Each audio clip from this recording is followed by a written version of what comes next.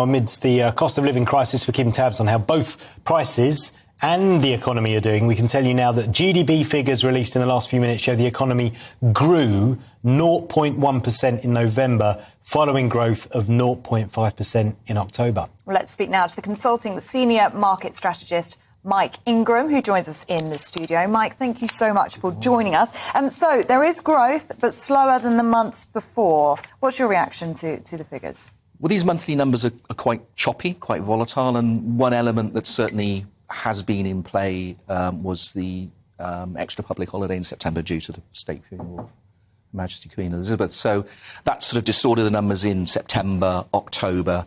It drew September's down, it pumped October's up. This number, however, for November is certainly better than it was expected. I mean, most economists have penciled in a further contraction of about 0.3.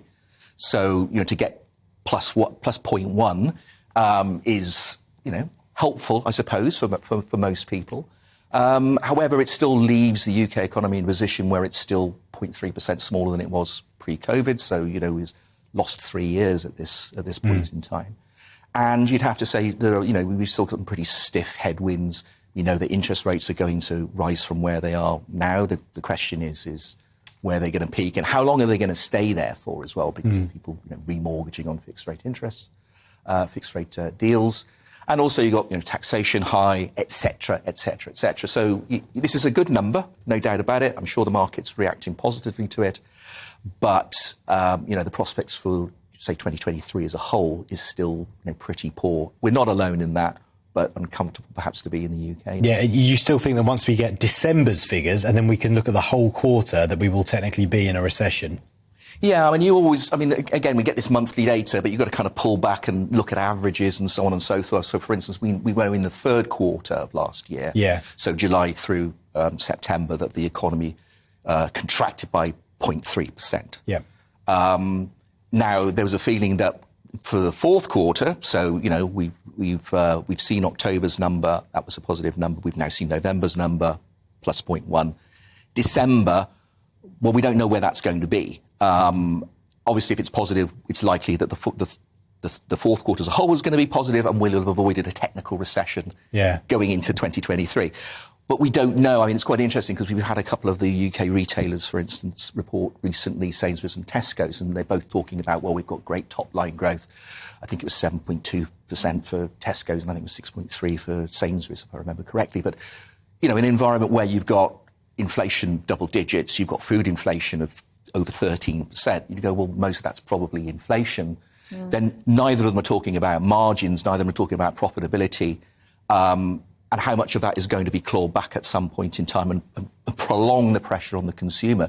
One of the things that might have happened in these numbers, in the November release we just had, is that consumer seems to have held up relatively well. Now, what might be happening, don't know at the moment, we don't have the data, is that a lot of people shopped early for Christmas. They were having, had more of a budget. They were more constrained. They stuck stuff in the freezer as opposed to shopping fresh just before the event. We don't know. Again, these things reveal themselves bit by bit. One thing is for sure, it is a positive number, but, when you're paying a game where, everything's great because it grew by 0.1% in 1 month. You're clutching at straws. I was just about to say, just explain for us why. I think people understand why inflation figures matter, right, and how they have a direct impact on people's lives. But why should we care about these little changes in tiny percentages of the overall growth that we produce in this country? Yeah, well, first of all, just mathematically, it all adds up eventually. So, if you had 0.1 a month every month, and you're going to end up at the end of the year with something like 1.3%. Bigger than you were at the start of the year, which is, by the way, is roughly what the Bank of England now thinks is the trend growth rate in the UK. That's kind of where that's the game we're playing now, unfortunately. It wasn't that long, it was 2.25%. Yeah. And that's against a growing population as well.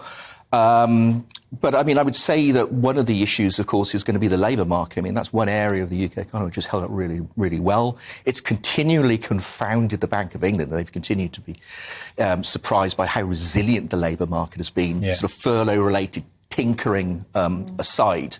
But you are getting signs now that the labour market is starting to be under stress. The headline rate of unemployment's been creeping up. If you look at hiring intentions for businesses, there are a bunch of surveys out there which are relate to December, so more recent than this inflation number, this growth number. They're saying, well, orders are down, new orders are down.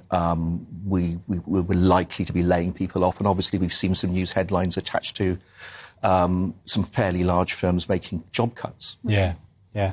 Mike Ingram, really good for you to make sense of all of that for us. Those new figures out in just the last few minutes. Thank you very much.